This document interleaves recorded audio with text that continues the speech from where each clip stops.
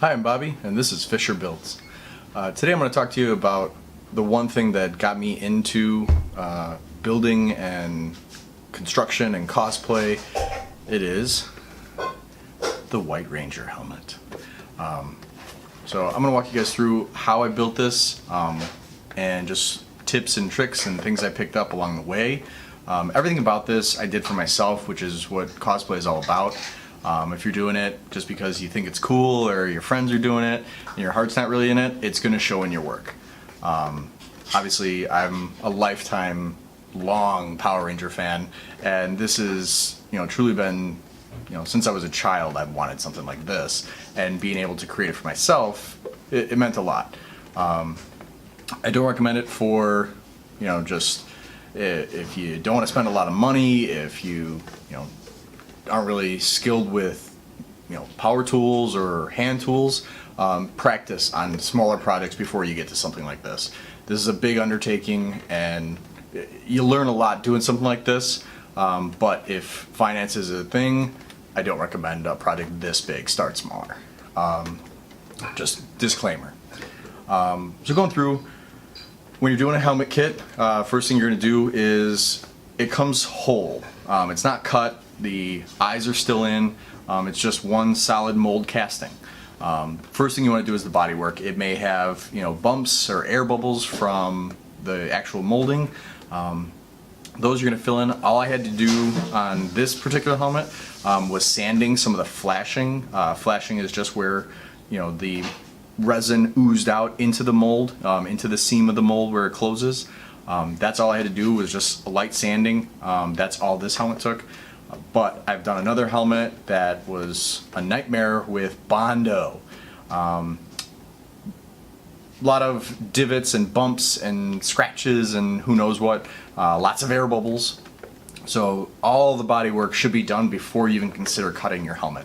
I know you're excited, you get your helmet and you're like, oh, I'm going to cut it, I'm going to try it out, make sure it fits. Because they do, they look tiny, they look small. I mean, I can palm it in one hand, you don't know if it's going to fit on your head. They do, they fit. I'm 6 foot, 200 pounds, it fits. It makes your head look smaller, obviously because it crushes your hair, but it fits.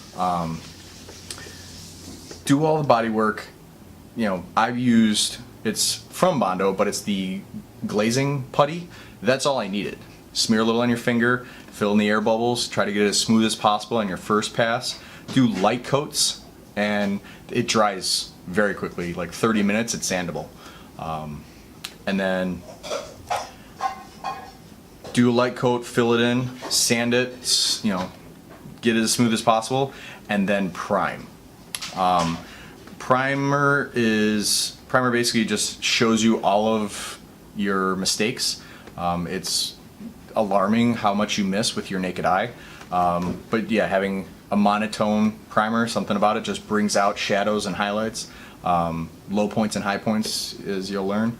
But yeah, I recommend Bondo, the big things until you basically can't see any more issues, and then get it sanded nice and smooth. See with your hands, feel along and see, oh, is that smooth? Is that smooth? That feels good. That's going to get you a long way. Use your hands. You're working with your hands. Obviously, use the tools you have. Use your senses. You'll get a much better result if you actually take the time to do that first. Then, once you prime and you look around and you say, okay, it's smooth, I'm happy with it, there's nothing more that I can do here to make this, helmet whole, then you start cutting. Vertically and the eye holes. This, obviously, be very careful. I use a rotary tool on the extended cable, and you just slowly go along the line, trying to keep it as straight as possible. You may deviate from the line a little bit. Don't freak out. You can Bondo patch, you can add fiberglass, you can add resin to reinforce it, and you can sand. It's forgiving. As long as you're careful and you don't go, completely wild with it, you can work it back to a straight line. Just get a big sanding block going vertically, and you can get a straight line going all the way around on both edges and to the point where they match up. Cutting the eyepiece, this is a little bit trickier. I used a buzzsaw rotary attachment. It actually looks like a little saw blade. It's a much cleaner cut, it's a much finer cut, but it takes more experience. Like I said, you're gonna have different levels. I recommend, if you've never done a helmet, use the sanding discs that like come with a Dremel. They're a little safer. They don't cut as quickly. They're not as aggressive, but move away from the finished edge. Don't go right up to it. Move in 1/4 inch, even a 1/2 inch if you're not comfortable. Move in a little bit, go along, and you always come back with just a sanding drum on the rotary tool and work it down piece by piece until it's flat. And then you can finish these corners with a file or just a piece of sandpaper and just fold it and get it in there, and it's fine. And then hardware, just assembly, so to speak. Clasps, these are riveted in. It's got 3 rivets on it, 2 on the front hasp, and then the actual clasp. I just did one. I did learn a trick.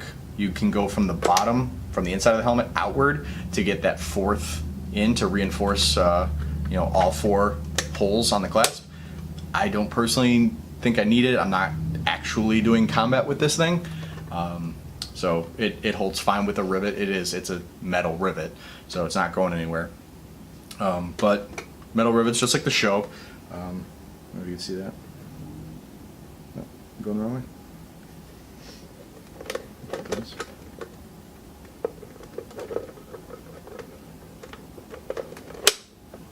Very easy.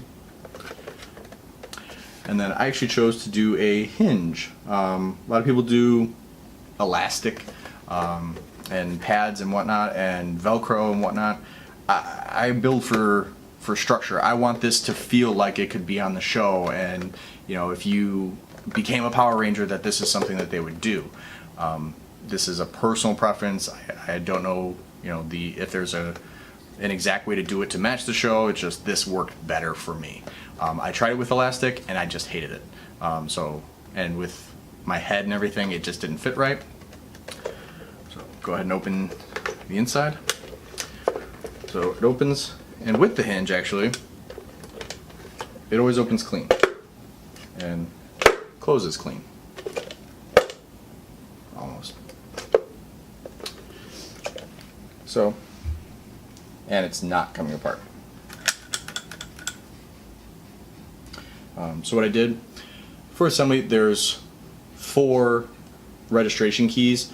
This allows the helmet to line up and stay aligned when it's on your head.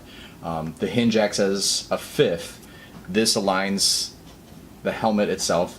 I scored the inside of the helmet with a Dremel, just a little sanding disc, and made kind of crosshatch marks, and then hot glued the hinge in place. And I'll put a link to the hinge below. Just got it off Amazon. It was, I think, like $4 for a set of 2. And I'm actually currently working on 2 helmets, so it was perfect. And then once these were hot glued in place, I went over it with hot glue along the edge and over the top. So it was basically, the hot glue is stuck to the helmet, but it's also encasing the hinge so that the hinge can't move up and down. It has very little give. Doesn't move around, so I'm very happy with how it turned out. It's not the most sightly thing on the inside, but I compensated for that with these little pads. These are just 5mm EVA foam that I had lots and lots of scraps of from other pieces of this costume, and that sits a little bit proud on the helmet, away from the hinge, so I don't feel the hinge at all. I don't feel this hot glue. It rests on top of my head nicely, so it feels good. So these registration keys, as the helmet closes, it catches the top registration keys first, and then the bottom, so that this stays aligned. There's a little less than a 1/4 inch of play side to side, but that's just because it's not clasped. Once it's clasped, it's because the loop was actually, once it's clasped, doesn't move, no rattle. Okay, so it's well put together. I'm actually very happy with it. Painting was a learning experience, to say the least. I tried doing masking and taping, and I got like, I think it was 1/16 inch tape, 1/8 inch tape to do lines, and spraying and masking and everything. Didn't work out.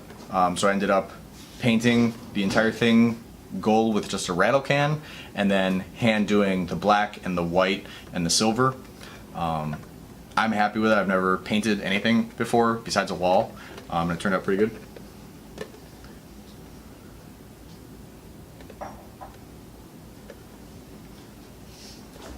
And then one little detail, a lot of people, I've seen both ways, the chin on the show is silver. I didn't catch that until I started actually, looking at reference photos to make this. But yeah, his chin is silver. Most people would think, oh, it's gold, it comes across as gold. And I did catch on the action figure, the Legacy 6.5 inch action figure, they actually caught that and they got it right. Something I just appreciated. So just little things like that, little details, you'll pick that up when you start building. And then the visor, I modified. So a lot of people do, like the smoked motorcycle visor. Just the tinted black that you typically see on the Power Ranger helmets. Those are fine for photos, but what I found from kind of behind the scenes and production and whatnot, and just other cosplayers, you can't breathe. So I found, just by chance, a material that works perfectly for a visor. I can see out, but once I put it in to the helmet, and I'm just gonna hold this in place for you, it obscures very, very well. So my hand's in there, and I do not take up the entire space, and it obscures my hand. So not only does it obscure really well, it's also very breathable, which, it's safer. And going to a con, I'm going with my daughter. I don't want to, she's going to be the pink Power Ranger, and I'll show you guys that in another video. I don't want to be walking through a crowded con and not be able to hear her, hey, can we stop and go look at this? Or hey, I'm going to look at this. So just a safety thing. You can hear, you can talk, you can breathe a lot better. For photos, for display, I am going to do a smoked visor, but for a con, this works perfectly for me. It's just my preference. I have seen people, just as a tip, that do the visors, get really small drill bits and do vent holes on the visor, along the top ridge and just above the mouth. It just acts as an exhaust, and it sometimes can prevent fogging. If you don't have a really good anti-fog on there, it could help. So if you guys learn anything, awesome. Alright, now I'll try it on for you guys and show you one thing with Power Ranger helmets. You can't wear glasses. Thankfully I have contacts.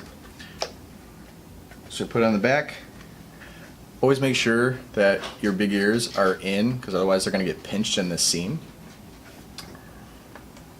And then hold the chin to your face. And then clasp. Clasp.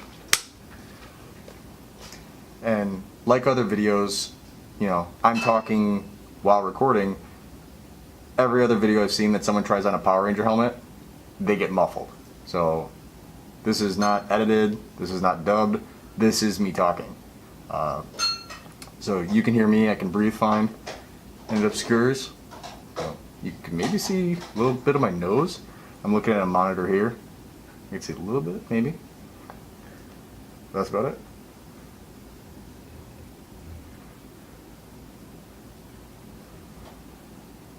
It doesn't shake at all.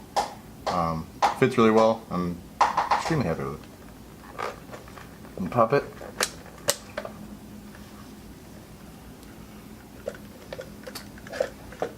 You get that lovely helmet hair. So that's my construction of the White Ranger helmet. Everybody's different. I love seeing how other people do it, and that's how I came to get the ideas that, to make mine the way it is. To me, that's what cosplay is all about. That's why we do it. We want to learn from each other and enjoy ourselves at these cons, have something to conversate about. It's how'd you do that, or how'd you get that, or how'd you get that to do that? Whether it be, resins or foams or leathers or anything, it's interesting. Don't think, oh, that's boring, I don't want to do that. If you make it not boring, it's not boring, I assure you. I want to see it. So give me any comments in the comments. I'd love to hear what you guys think. Any ideas anywhere I missed, let me know. If you have questions, I'll try to answer as many as I can. But keep building and always have fun.